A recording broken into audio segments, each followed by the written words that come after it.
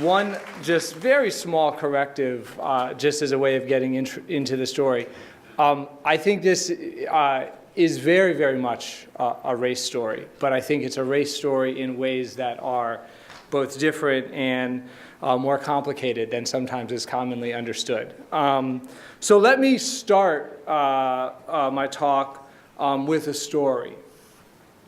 When I was a new public defender representing kids in Washington, D.C., there was a judge who had a speech that he often gave to the young people who came before him. And in the public defender's office, we all called it the Martin Luther King speech. And one day I had a client named Brandon, and Brandon was on the receiving end of the speech. Brandon had just pled guilty, and I was asking the judge to put him on probation and into an alternative education program that we had found. And Judge Walker looked at Brandon and he said, "Mr. Forman says you need another chance. But let me ask, before I decide that, let me ask, do you even realize how many chances you've had? Because you might think you had to have it hard in this life. But let me tell you, it was harder once. Black boys picked cotton once upon a time, rode in the back of the bus if they could afford the bus fare. And now you can go to school, you can study hard, you can live your dreams. It isn't easy, I know that, but it's possible. And people fought, they struggled, they died for you to have that possibility. Dr. King died. And let me tell you, son, Dr. King did not march and die so that you could be a fool, you could be out there on the street, you could be getting high, carrying a gun and robbing people. No, that was not his dream. That was not his dream at all. Now, I was familiar with this speech. I had heard it before. And I was familiar with the emotions that were on the judge's face as he spoke. Frustration, despair, anger. And I was new in this job, but the judge had been doing this for a long time, and he looked like somebody who was just tired of giving this speech and tired of lecturing black boys. There were a few black girls, but it was mostly boys. Judge Walker was mad at Brandon, but he had not entirely given up on him. He just seemed like somebody who had run out of solutions, somebody who was facing a problem that was too big for him to solve. Now, the judge did not do what I asked him to do that day. Instead, he sentenced Brandon to juvenile detention. Brandon was upset about this, of course. I was too. I was upset by the sentence, and I was upset by the Martin Luther King speech. Because it would be one thing, I thought, for the judge to give Brandon this speech if he were going to put him on probation.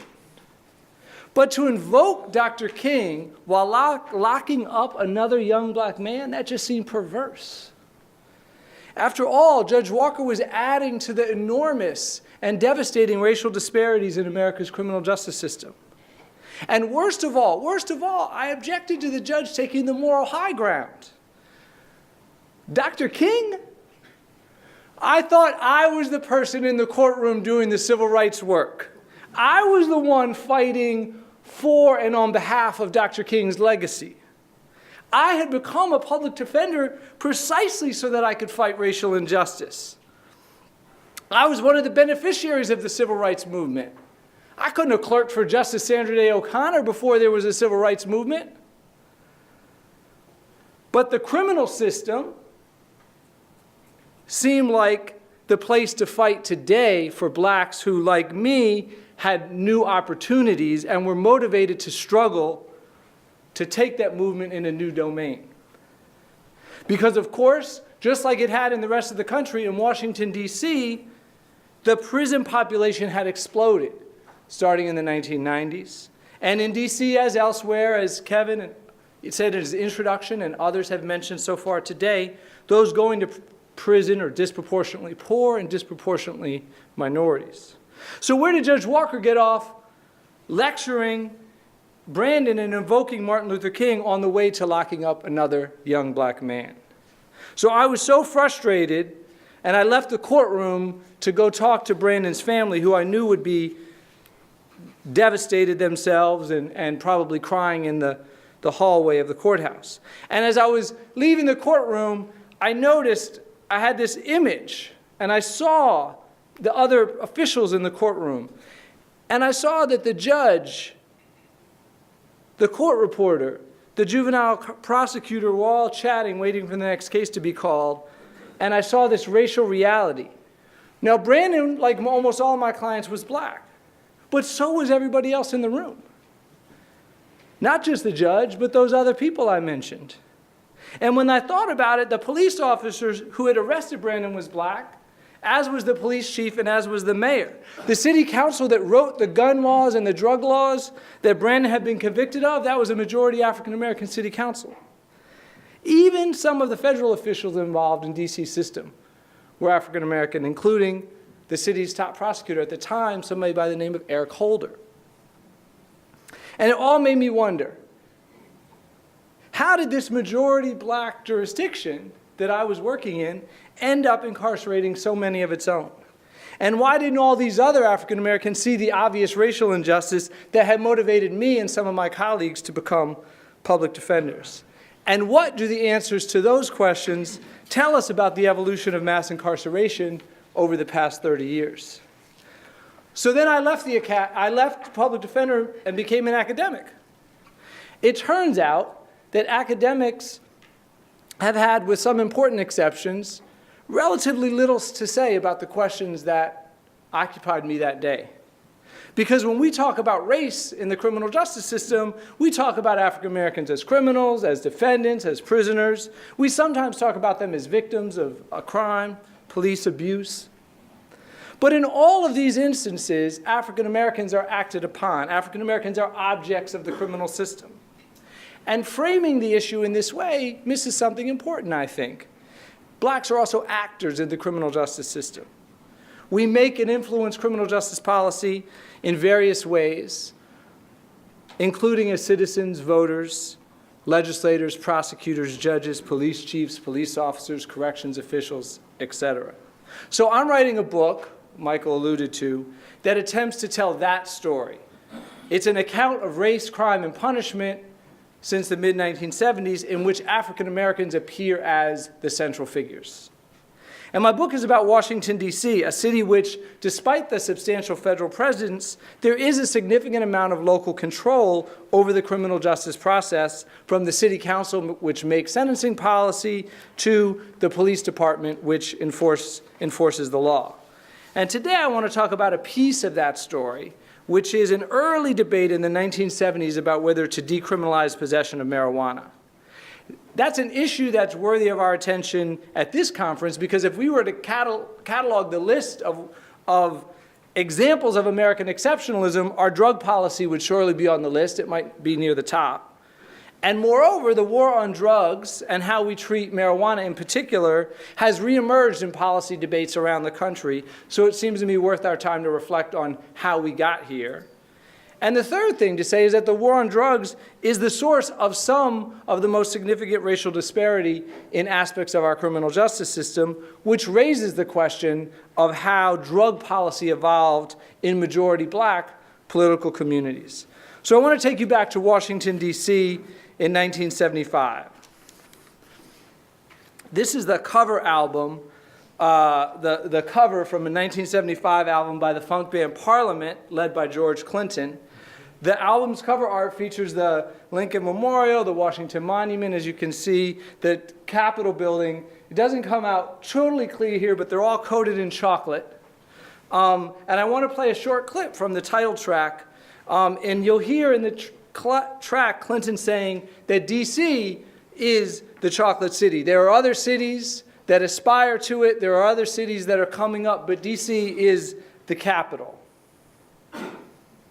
There's a lot of chocolate cities around. We've got Newark, we've got Gary. Somebody told me we got L.A. Yeah. And we're working on Atlanta. But you're the capital city.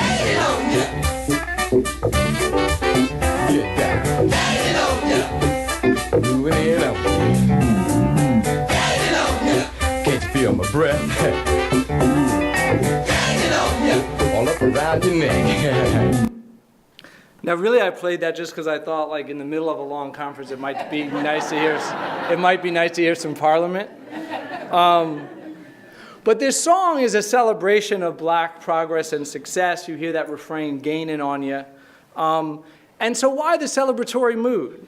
Well, just 2 months before the release of this album, the Home Rule Act took effect, which restored the right of self-governance in D.C. to a city that had been ruled directly and exclusively by Congress for a century. And although D.C. wouldn't be fully autonomous, the Home Rule Act provided for an elected mayor with substantial executive authority, including control of the police department, and a city council with substantial legislative power, including the authority to be phased in over a few years to pass criminal law in the ways that a state would. So on January 2nd, 1975, the nation's first black Supreme Court justice, Thurgood Marshall, swore in the city's first locally elected black mayor, Walter Washington. Marshall also swore in the first locally elected city council, 11 of whose 13 members were African American. There were two major criminal justice issues in the first year. One was gun control legislation, and this was the law, the famous D.C. law that was the most restrictive gun control legislation in the country until the Supreme Court struck it down in D.C. versus Heller. And the other issue before the council was marijuana decriminalization. Now, we've mostly forgotten this, but in 1975, the widespread decriminalization of marijuana seemed possible. Some thought it was inevitable. An influential commission made up of mostly Nixon appointees advocated decriminalizing possession of small amounts of marijuana. Oregon decriminalized it in 1973. California, Colorado, Ohio, Alaska also did. The First Lady, Betty Ford, told 60 Minutes in 1975 that if she had been a young person during the 1970s, she probably would have tried marijuana herself. Even federal legislation seemed possible. Locally in D.C., City Council member Dave Clark decided that the issue was ripe for reform. And Clark introduced legislation that would have made possession of small amounts of marijuana an offense for which you could receive a ticket and a fine, but not an arrest or a criminal conviction. And Clark argued this as a racial justice issue. Remember, this was a legislature in which Clark was one of only 2 whites out of a council of 13, and he himself came out of the civil rights movement. 70% of the city's population was African American. So what was the racial justice argument for marijuana decriminalization? Well, it's one that will be familiar to anybody today who's paid attention to the issue. Marijuana arrests were a growing problem. You can see that the number of arrests increased from fewer than 500 in 1968 to almost 7 times that number just a few years later. And 80% of those arrested were African American. So it wasn't just numbers, though, because witnesses discussed how enforcement of the law led to terrible consequences for African Americans in the city. So one of the key witnesses was D.C. Superior Court Judge Charles Halleck. He was a former federal prosecutor, and he testified in favor of decriminalization. He was particularly critical of what he said was the police department's selective enforcement of marijuana laws. And this is from testimony before the city council, but Halleck said the officers routinely stop cars that contain more than one black male, and then they jack up people that they search, they look in somebody's ashtrays, they seize marijuana, and that justifies an arrest. Halleck also focused on what we would call today collateral consequences. Right? He cited the effect of those arrests on the African American population. He said the arrests stigmatized those young men with arrest records and criminal records, which makes it harder for them to get jobs and succeed in life. So these arguments are familiar to us today, but they were met with staunch opposition, particularly from African American city council members and some who testified. And I want to talk about the basis for that opposition. The first reason to understand the opposition was heroin. So heroin arrived in force in D.C. in the late 1960s, and it quickly devoured the city, particularly its poor black neighborhoods. Consider some statistics from the D.C. jail on this. In the mid-1960s, fewer than 3% of new inmates in the D.C. jail were addicted to heroin. But beginning in 1967, the rate tripled. It tripled from 67 to 68, and it tripled again in just a few months. So this means that by 1969, 45% of the men admitted to the D.C. jail were heroin addicts. Now, the arrival of this heroin epidemic coincided with and reinforced the arrival of the late 20th century, the beginning of the late 20th century crime epidemic. Most of America got more dangerous, much more dangerous in the 1960s. D.C. Is no exception. There's some noise in some of this data, but I think that the trend line will be clear. So this figure shows the increased incidence of the 7 crimes that the FBI calls Part 1 index offenses: homicide, rape, robbery, assault, burglary, larceny, and auto theft. And as you can see, D.C.'s crime rise was broad, it was steep, it was sustained over a decade, and it included every category of index crime, and it went up significantly in every one but assault. There's other evidence, other sources from the time, including the black press, including testimony from people like Malcolm X, who came and visited the city and spoke about the spiking crime. There's lots of archival evidence that suggests the toll that the crime rise was taking on the black community. People were scared. People were dying at rates that the city hadn't seen before. And the streets were becoming significantly less safe. Now, what does heroin and rising crime, though, have to do with marijuana? Well, it turns out in the political debate, the answer is a lot. So there were high-profile examples in the black community of heroin addiction that began with marijuana experimentation. So Jackie Robinson, the movie's out now. I haven't seen it yet. I doubt they feature this particular part of his story, but it was a very well-known story in the African American community in the late 1960s, early 1970s. This is an article from the black weekly magazine Jet, and its headline, "Jackie Speaks Against Legalizing Marijuana." And it reports on Robinson's efforts to tell black America how his own son had become a heroin addict and how he had started with marijuana. Now, the anti-drug stance, of course, there has deep roots in black America. Right? It's most famously associated with people like Malcolm X and the Nation of Islam, but there's many, many other examples and sort of formulations of it. On a local level in D.C., there was a very prominent group called the Black Man's Development Center. And the Black Man's Development Center was trying to respond to this heroin epidemic in the late 1960s. And they did so, but they opposed methadone treatment, which was the prevailing method that the federal government was putting forward. They viewed that as substituting one drug for another. They viewed it as keeping black bodies, as they say in one of their posters, enslaved to narcotics.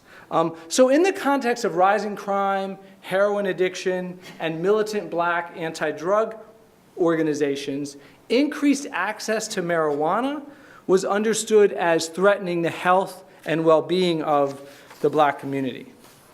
So the first source of opposition was heroin, rising crime, and the way that got formulated as opposition to marijuana. But the second reason marijuana decriminalization failed is because of the black church.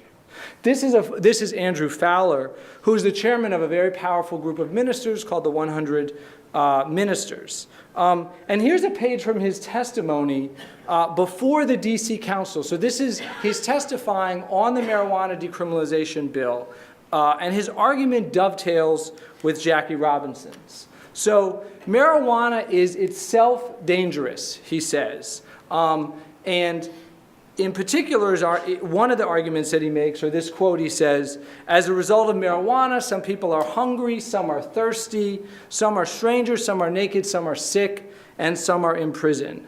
And like Robinson, the ministers, and Fowler specifically, thought that marijuana was a gateway drug. So here's the quote from his testimony, where he says, the young users of marijuana will be easily susceptible to harder drugs. And he told the council, the city's young people have no guardian but you, and we urge you to stand in the breach. The judgment of God is against us otherwise. So the ministers, who were a very important political constituency at the time in the city, were another source of opposition. And the third source of opposition is something that I refer to as the politics of responsibility. So by politics of responsibility, I mean that many black leaders in positions of authority adopted a stance of responsibility for DC's poorest blacks, the same ones who were being hurt by marijuana arrests. But for these opponents of marijuana decriminalization, they thought that decriminalization would make things worse for that same population that was being burdened by arrests. So one of the people that I focus on is Judge John Fauntleroy. Now, Fauntleroy was one of the first black judges in DC. He saw himself as a race man. He thought of himself as an advocate for the incarcerated, including incarcerated teens. And his argument was that drug use posed a particular risk for low-income black youth because they lacked a support and cocoon that wealthier teens had. So his basic argument was, look, teens from the suburbs, they can use marijuana and still make it in life. But he says they're better able to socially overcome the effects of marijuana. But for black teens who are living at the margin, he said, marijuana use, whether or not it led to addiction, could push them over the edge, lead to lower performance in school, more likely to end up in his courtroom committing a crime. So that's Fauntleroy. The other person who really took a lead role in this is Councilmember Doug Moore. Moore was a minister. He's also a black nationalist. He was a close friend and political ally of Stokely Carmichael's in the 1960s. And Moore advanced two arguments against decriminalizing marijuana. First, he said, America has never been concerned about drug use in the black community. Never. So why would it be now? This was his argument in response to Dave Clark's racial justice frame, right? Dave Clark said, well, we got to do this to help these black teens from getting these arrest records. Moore said, well, you've never been worried about that. Why should we believe you now? He said, decriminalization could only have become an issue because whites were using and were being arrested more often. He says, now that young whites are at risk, people don't want them to get criminal records because they want them to become judges and lawyers. Now, these suspicions that the police didn't care about drugs in the black community weren't limited to Doug Moore, right? They were widely shared in the black community. Remember the Kerner Commission report, 1968, where the Kerner Commission famously found that America's residents of America's ghettos were outraged by police abuse, right? That's a part of what gave rise to the riots. But they also found that the strength of ghetto feelings about hostile police conduct may even be exceeded by the conviction that ghetto neighborhoods are not given adequate police protection. So in the interest of time, let me simply move forward. So here's some more from Doug Moore, which we won't hear about. This is the public opinion poll that was taken at the time that this was being debated in 1975. There were a few polls. This is the best one. It's not a perfect poll because, as you'll see, the question basically boils down to, do you support legalizing marijuana? And in fact, the legislation was decriminalization, not legalization.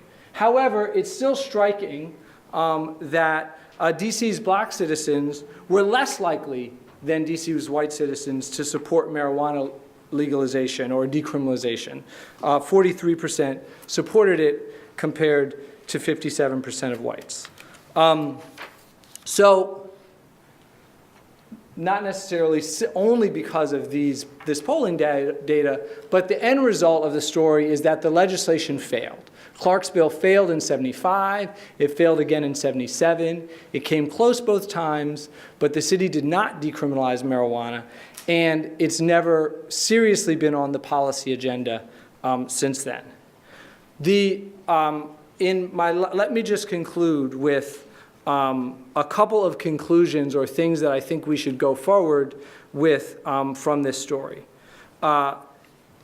First and most obvious is that it's in some ways sort of the central takeaway, you could say, of the chapter. And let me say, these conclusions I'm putting are not so much academic conclusions, but these are conclusions that I would offer up for this public audience. I would offer up to reformers, particularly those who are trying to change drug laws and working in communities where earning African American support for reform is part of the calculus. The first is, I would say, don't underestimate black opposition to softening drug laws. The community concern around these issues is about violence, as was discussed earlier, but I actually think it's much broader than violence. And in many ways, people understand a connection between drugs and violence that sometimes is not does not feature prominently when academics and criminologists talk about violence. The second thing is, don't assume that empathy will lead to leniency. We often think in those terms. We often understand punitive crime policy as resulting from an othering, from a, this is you are aliens, you are people outside of our scope of care and concern. And that's part of what explains America's commitment to punitive crime policy. But one of the things that we also see is that harshness can even come from the stance of people who see these children as their own children. As one legislator put it in a later period, sometimes love is tough love. This was an African-American legislator. The third point is, don't underestimate the role of religion. The black church is a less powerful organization in influencing black opinion than it was in the 1970s, but it's still quite strong. And the clergy have retained much of the opposition to softening drug laws that you see from the 1970s in my more recent research. And the final point that I'll make is, don't overlook the arrestees. And what I mean by that is, here's the shocking thing about the 1975 debate and criminal justice debates in DC more generally. Despite the fact that you have a huge class of people who has been victimized by the criminal justice system in this sense that they've been arrested, they've been incarcerated, they have family members who presumably could advocate for them, who could come and testify. I have found, at least in DC, and I think Lisa's research suggests that the story might be a little bit different elsewhere, but I've found, at least in DC, a shocking silence. Relative silence. That is to say, you don't see those groups testifying in a way that I would have thought they would. And I think that's in part because people who do organizing in those communities or who organize on behalf of less punitive drug policy have largely have somewhat anyway overlooked that population, because we make an assumption that the criminal offenders are so despised by legislators and by our community more generally that we don't actually make much of an effort to get them out there telling their stories. So let me conclude there. Thank you.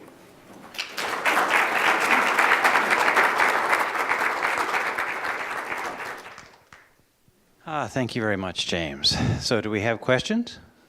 Comments?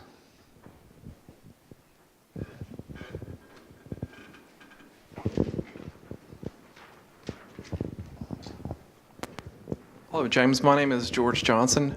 I have a question for you, please. What I'm noticing here is a disparity between an attitudinal disparity between the upper echelons or the upper echelon in politics and the police. My question to you, in your opinion, this is a question to you, and I wrote this down. In your opinion, did marijuana decriminalization fail because of public policy, which was the origin of that idea, or because of the rebellion by police on the street who may be more susceptible to prejudice and radicalization? Well, I think it failed. I think it failed for, the reasons that I outlined, plus, I guess I would say in response to your question directly, I see it more as a policy failure. I don't see the police department as an institution was not, and individual officers weren't especially involved in this debate. There are other moments in time where the department becomes involved in trying to influence the outcome of criminal legislation, testifies and otherwise. But the department wasn't really an actor in this. So I guess as between the two options you've given, I would say policy. And maybe we can talk more afterwards and I can get into the question further. Interesting interaction to me between the two parties. Powerful parties, really. Hi, Kieran McCartan. I was just wondering if you thought there was a sort of perfect storm going on in that council chamber when they all thought that they had to be more critical because they were the first lot through the door and they had to be more punitive than they would have normally been. So if you had have moved this 20 years further down the line, do you think that group would have made different decisions? It's a great question, and so here's what, I don't know, I think that particular group of individuals might have, because that was a council that was probably the most kind of social justice oriented group of leaders that the city has ever seen. I mean, the city council has never since had the same number of people who came out of the civil rights movement. I mean, who really, some of them, fought on the front lines.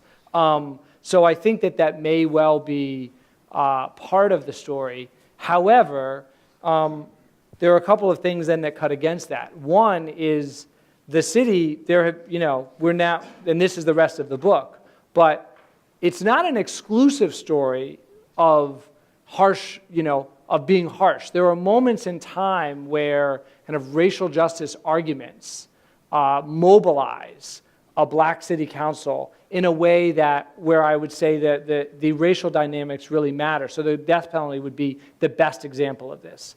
The city never adopts the death penalty, even though many people propose it. Individual legislators propose it. There's a citywide referendum.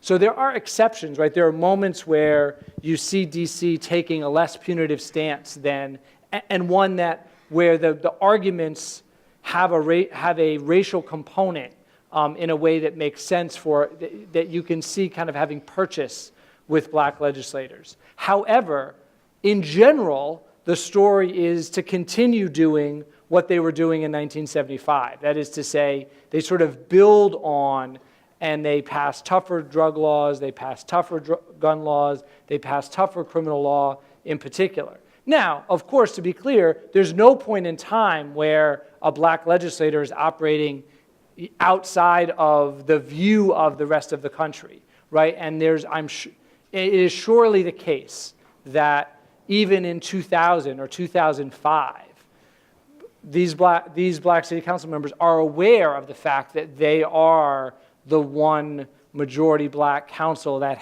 can do things that a state can do, at least in part. And it's hard to know this when I've interviewed a bunch of them, and they maintain that that's not driving their decisions. But of course, what do you do with that? So I think it's part of what's going on, especially in 75, but I don't think it explains why they keep doing it. Okay, we have a question on the other side here. Hello, James. Rodney Benson, Queens College, New York City. Hey. I'm curious to know, with the failure with the war on drugs, why do we have so many states that seem to be off to the races in trying to legalize marijuana? First it was for medicinal purposes, now it's just to hang out on one's terrace. Can you say more? So you said with the failure of The failure of the war on drugs. I mean, the DEA says it's not a failure. Everybody else says it is a failure. Yet we still have several states that have rushed and have passed legislation. Now you can have marijuana. It goes beyond medicinal purposes. Right. It's now for people to sit out on their terraces or in their backyard for recreational use. I just wanted your take on that. Well, but I think it's what you said. In other words, the states that are doing that, it's because they perceive the war on drugs to be a failure, and they're looking at taking small steps towards, undoing it or mitigating its harshness. So the easiest place to go is possession of the least dangerous drug. So that's why they're doing it that way. But there's still a conflict because it conflicts with federal law. So it's not really. It's a false sense. I would think it's a false sense of security. Oh, well, sure, but they're doing what they can do, right? So some cities and some states are making the bet that, listen, we want to move in this direction, right? This is states can only do so much, cities can only do so much. Lisa talked about this earlier, but they want to push in this direction, and you see this happening all the time in politics, right? And they're hoping, I think in some of these states, they're basically hoping to call the bluff of the federal government, right? Who sort of said, well, we're not going to tolerate this, but maybe really they are. So I think they're kind of doing what they can to move in the direction that they think is the right one. Let's talk more afterwards, though, because you don't seem persuaded. All right, do we have... We're just a couple of minutes away from breaking. Do we have some more questions? I see one here, yes. I'm Faye Taxman. We have two more questions. Sorry. Okay, go ahead. But we then have Glenn Arlby as well. So I was curious what your thoughts were on Carter's decision not to decriminalize or move towards legalization, and what impact some of the politics in D.C. and some of the actors that you've identified might have had at the federal level, because of course his commission sort of was pushing him in that direction, and then Carter himself could not move in that direction. Yeah, I haven't seen any evidence that the local actions have influence on the national government. I just don't think Congress, they don't pay attention to DC in that way. They do sometimes pay attention to DC they try to slap down what the city council has done, right? And so part of my story, which I didn't really get into today, is that there are, significant limits on the autonomy of this body. The council fights back, so gun control would be a great example of this, right? DC passes this strong gun control law. The federal government tries to push back, but DC stands up. And until DC versus Heller, although we have a Congress that hates gun control, right there in the district, you had this very, very significant gun control law. But so I don't think it influenced the federal government in that way. My best take on what happened in the Carter administration and marijuana specifically is all from Michael Massing's book, The Fix. I think it's a great book.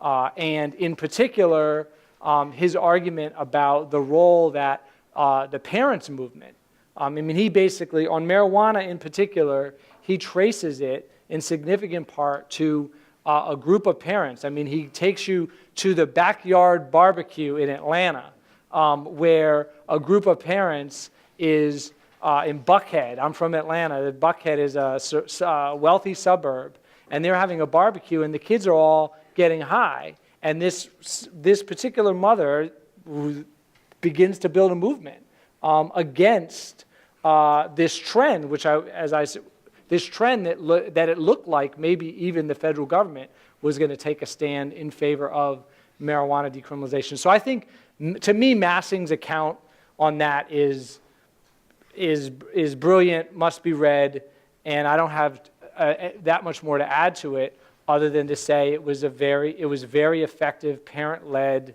political organizing. Okay, we have one more question over here. Glenn Lowry from Brown University. So, James, here is the devil's advocate pushback, okay? Yeah. I take a group of people I racially defined, okay? It's a heterogeneous group. Some are more successful than others, you know, more law-abiding, more respectable. I put them all in the same quarter of the city because I've got segregated urban space.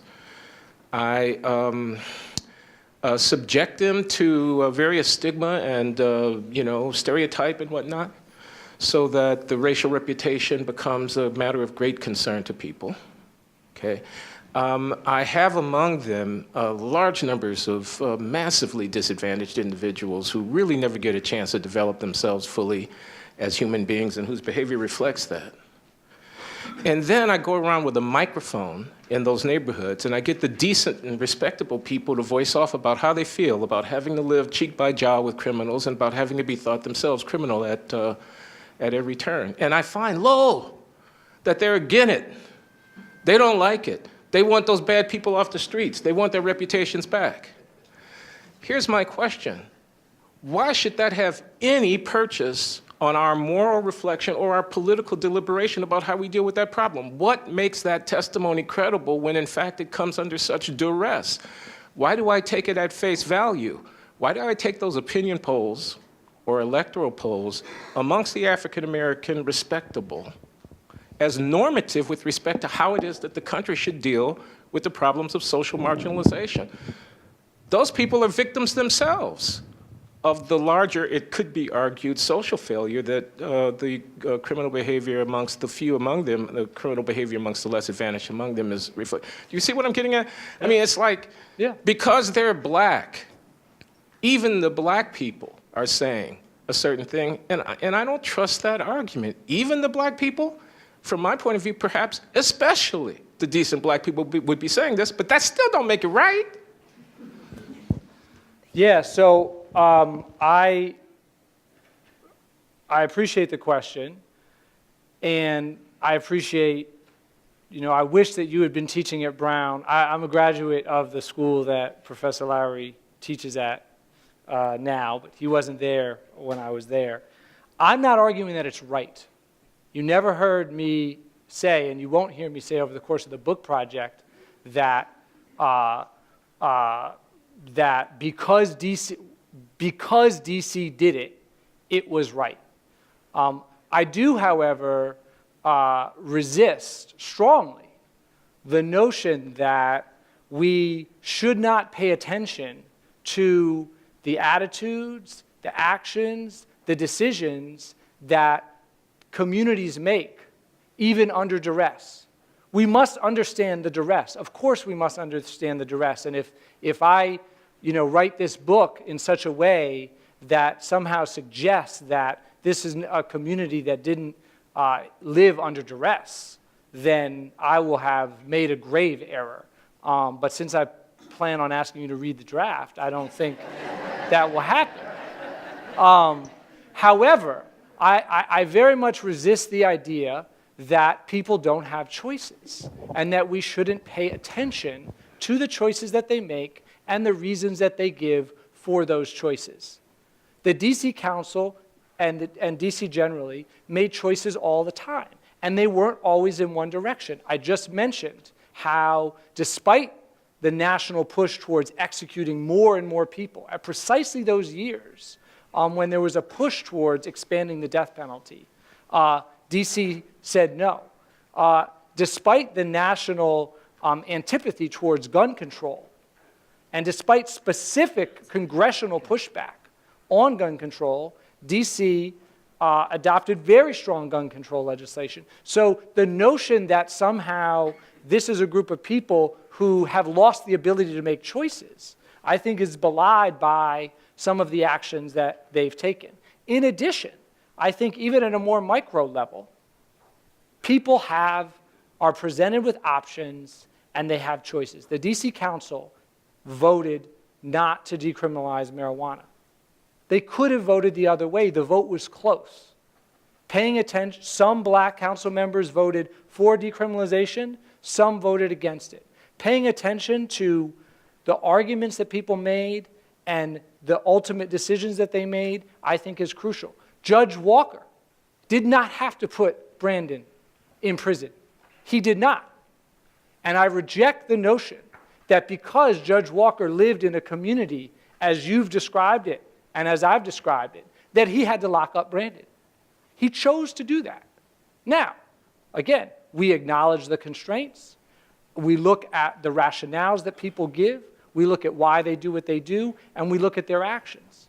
And we draw, I think, some conclusions from that about how it is that we've developed a prison system that is as enormous as it is. And we also draw some conclusions, and this is where I'll be going in the conclusion of the book, is trying to ask the question, how can we take seriously the concerns that is consistently expressed in this community to have a safe community, to have a community that's healthy, to have a community that's more robust, to have a community that's willing to reintegrate offenders. That's one, again, like the death penalty, that's one of the areas where you don't see this sort of blatant exclusionary hostility to the other that you see him. So how do we do that?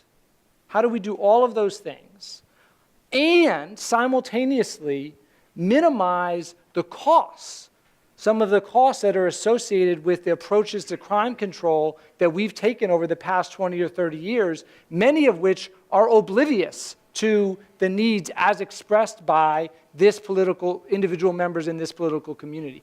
That's, I think, the challenge going forward, and I actually think one of the things that's, that I optimistically hope this book will be useful for is setting up exactly that question.